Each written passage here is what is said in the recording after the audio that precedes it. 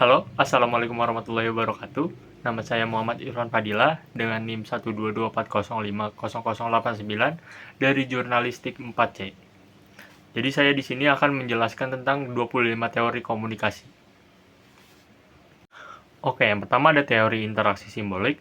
Teori interaksi simbolik merupakan teori yang memiliki asumsi bahwa manusia membentuk makna melalui proses komunikasi. Teori ini berfokus pada pentingnya konsep diri dan persepsi yang dimiliki individu berdasarkan interaksi dengan individu lain. Untuk contohnya, ketika ada seseorang yang meninggal dunia, warga memberikan simbol atau tanda bendera kuning di sekitaran lingkungan rumah duka sebagai tanda sedang berduka. Oke, yang kedua ada teori penetrasi sosial. Teori penetrasi sosial merupakan proses hubungan di mana individu-individu bergerak dari komunikasi supervisual menjadi komunikasi yang lebih intim. Proses penetrasi sosial mencakup perilaku verbal atau kata-kata yang digunakan, perilaku nonverbal atau postur tubuh, senyum, dan sebagainya, dan perilaku berorientasi pada lingkungan atau ruang, objek, fisik yang ada di lingkungan, dan sebagainya. Untuk contohnya, ketika seorang mulai memperlihatkan minat dan hobi pribadi kepada orang lain dalam suatu hubungan, sehingga hubungan tersebut semakin dekat dan personal. Oke, baik. Untuk yang ketiga ada teori pengurangan ketidakpastian. Teori ini digunakan untuk menjelaskan proses komunikasi antar dua orang yang tidak saling kenal sebelumnya, sehingga berupaya mencari informasi guna mengurangi ketidakpastian ini bisa dikurangi secara bertahap dengan membuka diri dan menggunakan komunikasi nonverbal seperti gerak tubuh, ekspresi wajah, dan lain-lain, serta similarity interaksi atau bertambahnya kesamaan. Untuk contohnya, ketika seorang yang baru saja bertemu dengan orang lain berusaha untuk mencari informasi tambahan tentang orang tersebut, seperti melalui pertanyaan-pertanyaan atau observasi untuk mengurangi ketidakpastian yang mereka tentang orang tersebut. Dengan demikian, semakin banyak informasi yang didapatkan, semakin berkurang pula ketidakpastian yang dirasakan. Seperti itu. Oke, untuk yang keempat adalah teori deduktif. Teori deduktif atau berpikir atau nalar deduktif adalah cara berpikir yang berlandaskan kepada teori umum atau kaidah umum atau berpikir dari yang umum ke khusus. Berpikir deduktif tersebut merupakan penyataan yang mengandung premis mayor, premis minor, dan konklusi dari khusus ke umum. Untuk contoh analoginya, penalaran dengan membandingkan dua hal atau lebih yang mempunyai sifat yang sama. Misalkan, Eneng adalah mahasiswa prodi Humas. Eneng dapat lulus dengan nilai baik. Acep adalah mahasiswa prodi Humas, maka Acep dapat lulus dengan nilai baik. Seperti itu. Untuk yang kelima ada teori nalar induktif. Berpikir induktif berangkat dari temuan fakta yang khusus, berpikir dari yang khusus menuju ke umum. Fakta-fakta yang sifatnya khusus menjadi sebuah pernyataan umum. Untuk contohnya, seperti untuk mengetahui kebudayaan suku Baduy, tentu tidak hanya teori yang mendukung. Peneliti datang langsung ke lokasi, amati bicara dengan suku Baduy tersebut, maka akan mengalami bagaimana kebudayaan suku Baduy ini. Oke, yang keenam ada teori komunikasi keluarga atau family communication theory. Adalah sebuah teori yang mengeksplorasi cara keluarga berinteraksi dan berkomunikasi satu sama lain. Teori ini menekankan pentingnya pola komunikasi dalam membentuk dan memelihara hubungan keluarga, serta dampaknya terhadap fungsi keluarga dan kesejahteraan individu dalam keluarga. Ada beberapa pendekatan dalam teori ini, termasuk sistem keluarga, teori pola komunikasi keluarga, dan teori skrip keluarga. Untuk contohnya, dalam sebuah keluarga, seorang remaja mulai menunjukkan tanda-tanda depresi. Orang tua yang memahami teori sistem keluarga akan menyadari bahwa perubahan pada anak tersebut memengaruhi seluruh dinamika keluarga. Mereka mungkin akan mencari bantuan konseling keluarga untuk membantu semua anggota keluarga beradaptasi dan mendukung satu sama lain. Oke, yang ketujuh ada teori responsivitas pesan. Adalah teori komunikasi yang berfokus pada bagaimana individu merespon pesan yang mereka terima. Teori ini mengeksplorasi berbagai aspek dari respon yang diberikan, termasuk kesesuaian, empati, toleransi, dan perhatian terhadap pesan yang diterima. Respon yang responsif cenderung lebih positif dan mendukung serta menunjukkan pemahaman dan perhatian terhadap pengirim pesan. Untuk contohnya, menggunakan bahasa dan nada yang sesuai dengan situasi dan hubungan dengan mengirim pesan. Misalkan pesannya, aku merasa sangat stres dengan pekerjaan, maka respon yang kita gunakan adalah, aku mengerti bagaimana rasanya, apakah ada sesuatu yang bisa aku bantu untuk meringankan beban tersebut. Seperti itu. Yang ke-8 ada teori atribusi. Atribusi adalah sebuah teori psikologi sosial yang dikembangkan oleh Fritz Heider pada tahun 1958 dan dikembangkan oleh Harold Kelly dan Bernard Wiener. Teori ini menjelaskan bagaimana orang mencoba memahami penyebab dari perilaku orang lain atau diri mereka sendiri. Dalam konteks ini, atribusi mengacu pada proses di mana individu menjelaskan alasan dibalik tindakan atau kejadian. Untuk contohnya, seorang guru mungkin menganggap seorang siswa tidak mengerjakan PR karena malas. Tetapi setelah mengetahui bahwa siswa tersebut tidak memiliki tempat belajar yang kondusif di rumah, pandangan tersebut bisa berubah menjadi atribusi eksternal. Yang ke-9 ada teori transmisi Shannon dan Weaver, atau sering disebut sebagai model komunikasi Shannon-Weaver, adalah salah satu model komunikasi paling dasar yang dikembangkan oleh Claude Shannon dan Warren Weaver pada tahun 1948. Model ini awalnya dirancang untuk menggambarkan bagaimana informasi dikirim melalui sistem telekomunikasi, tetapi kemudian diadaptasi untuk memahami komunikasi secara umum. Untuk contohnya, yang pertama ada komunikasi telepon, yang ada sumber informasi, yaitu seorang teman yang ingin membeli tahu Anda tentang rencana bertemu. Transmitternya ada ponsel teman Anda yang mengubah suara menjadi sinyal elektronik. Salinan jaringan telekomunikasi yang mengirim sinyal dari ponsel teman Anda ke ponsel Anda. Terus penerima ponsel Anda yang mengubah sinyal elektronik kembali menjadi suara. Dan tujuannya, Anda yang menerima pesan tentang rencana bertemu. Gangguannya ada kebisingan di sekitar Anda atau gangguan sinyal yang dapat membuat pesan sulit didengar atau dipahami. Yang ke-10 ada teori spiral of silence. Dalam ilmu komunikasi, teori spiral of silence adalah salah satu teori komunikasi massa di mana seseorang memiliki opini dan berbagai isu, namun terdapat keraguan dan ketakutan untuk memberikan opininya karena merasa terisolasi sehingga opini tersebut tidak bersifat terbuka. Contohnya, dalam sebuah diskusi tentang isu tertentu, individu yang memiliki pendapat yang berbeda dengan mayoritas mungkin merasa terisolasi dan tidak berani mengeluarkan pendapatnya karena takut dianggap aneh atau tidak sesuai dengan norma sosial.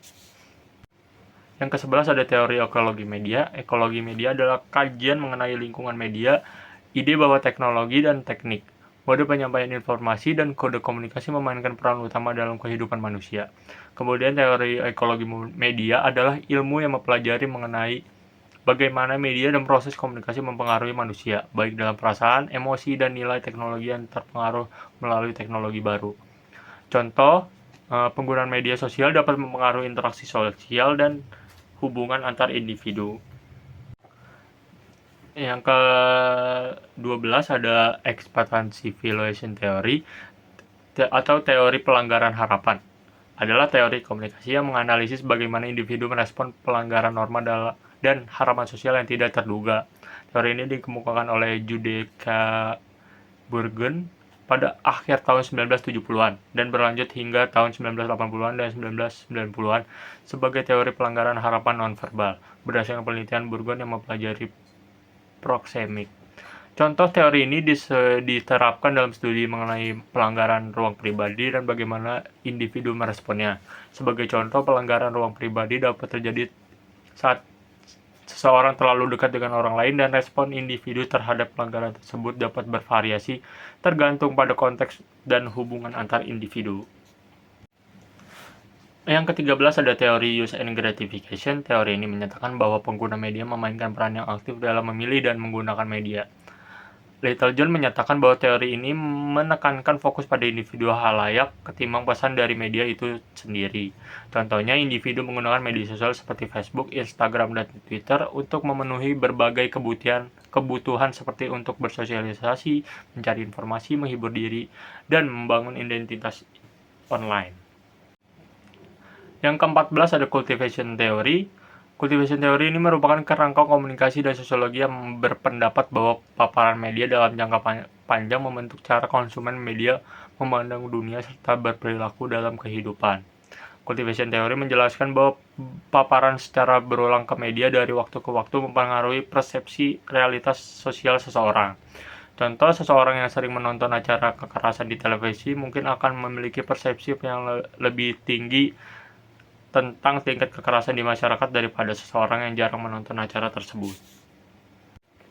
Yang ke-15 ada teori komunikasi massa, yaitu sebuah teori yang lahir dari asumsi dan pengamatan mengenai segala fenomena-fenomena yang terjadi di kehidupan komunikasi massa. Komunikasi massa harus bisa menjelaskan berbagai fenomena yang berkaitan erat dengan aktivitas manusia. Karena media massa merupakan alat utama dalam komunikasi massa. Keterkaitan antara fenomena itu tidak akan lepas dari media massa. Bagaimana media massa mempengaruhi, membentuk, dan mengarahkan hidup manusia. Contoh dalam penyiaran berita di televisi dan radio, menerbitkan surat kabar, majalah, dan buku, serta menggunakan media sosial dan aplikasi pesan instan untuk menyampaikan pesan kepada masyarakat luas. Yang ke-16 ada teori jaringan. Koordinasi dalam teori jaringan dapat diartikan sebagai proses pengintegrasian tujuan dan kegiatan pada satuan-satuan yang terpisah, baik dalam organisasi atau antar organisasi. Koordinasi dalam teori jaringan sangat penting untuk mempercayai hubungan antara individu maupun kelompok, serta membantu dalam mengembangkan efektivitas dalam gagasan baru. Untuk contohnya ada pola komunikasi yang diatur dan struktur berdasarkan hierarki dan peran dalam organisasi. Misalnya, komunikasi antara atasan dan bawahan atau antar unit kerja yang berbeda, seperti itu. Yang ke-17 ada teori informasi organisasi. Teori informasi organisasi merupakan salah satu teori komunikasi yang membahas mengenai pentingnya penyebaran informasi dalam organisasi untuk menjaga kelangsungan hidup organisasi tersebut. Menurut Karl Wallach, organisasi dipandang sebagai sebuah sistem yang mengumpulkan, mengelola, dan menggunakan informasi. Teori ini menggunakan komunikasi sebagai landasan dalam mengelola dan mengorganisir suatu kelompok serta memberikan cara berpikir yang logis untuk memahami bagaimana manusia mengatur dirinya. Contohnya dalam studi mengenai bagaimana organisasi mengelola informasi untuk mencapai tujuan mereka. Yang ke-18 ada teori budaya organisasi. Menurut Kass and Rosenberg dalam Robbins 2003 memberikan definisi sebagai sistem nilai dan kepercayaan yang dianut bersama yang berinteraksi dengan orang-orang suatu perusahaan, struktur organisasi, dan sistem pengawasan untuk menghasilkan norma-norma perilaku. Contoh, Netflix menciptakan lingkungan kerja yang nyaman dan kreatif untuk karyawan yang menciptakan budaya organisasi yang positif dan inklusif. Hal ini terlihat dalam bagaimana mereka menyediakan makanan gratis dan kantor yang sangat nyaman untuk karyawan. Yang ke-19 ada teori strukturasi, teori yang membahas mengenai penciptaan atau reproduksi sistem sosial yang berbasis pada analisis struktur dan agen, tanpa memberi keunggulan pada keduanya. Strukturasi adalah tindakan yang dilakukan secara berulang dan berpola yang mengkorelasikan antara tindakan perorangan dengan tindakan keseluruhan dalam lintas ruang dan waktu. Untuk contohnya, teori strukturasi dalam komunikasi dapat ditemukan dalam berbagai konteks seperti dalam studi mengenai komunikasi organisasi. Yang ke-20 ada teori group think. Group think merupakan proses pengambilan keputusan yang terjadi pada kelompok yang sangat kohesif, di mana anggota-anggotanya berusaha mempertahankan konsensus kelompok sehingga kemampuan kritisnya tidak efektif lagi. Contoh, keputusan Coca-Cola untuk merilis New Coke pada tahun 1985. Dalam kasus tersebut, kelompok pengambil keputusan cenderung mencapai kesepakatan tanpa mempertimbangkan informasi yang cermat yang mengakibatkan keputusan yang buruk. Yang ke-21 ada teori konvergensi simbolik. Teori konvergensi simbolik adalah teori yang menjelaskan tentang fenomena pertukaran pesan yang memunculkan kesadaran kelompok yang berimplikasi pada hadirnya makna, motif, dan perasaan bersama. Istilah simbolik sendiri terkait dengan kecenderungan manusia untuk memberikan penafsiran dan menanamkan makna kepada berbagai lambang tanda kejadian yang tengah dialami atau bahkan tindakan yang dilakukan manusia. Untuk contohnya politik identitas yang dianggap buruk dalam konstelasi politik Indonesia. Yang ke-22 ada teori self-disclosure. Self-disclosure merupakan proses pengungkapan informasi pribadi seseorang kepada orang lain atau sebaliknya. Sehat atau tidaknya komunikasi antar persona dengan melihat keterbukaan yang terjadi dalam komunikasi. Untuk contohnya saat berinteraksi dengan teman baru, wawancara kerja, atau bertemu dengan teman lama.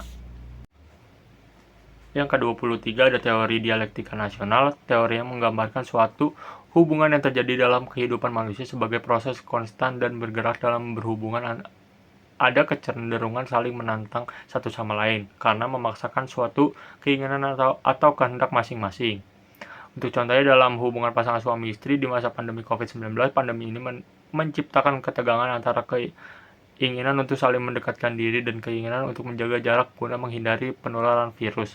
Pasangan suami istri harus terus bernegosiasi dan mengelola ketegangan ini agar dapat mempertahankan keseimbangan dalam hubungan mereka.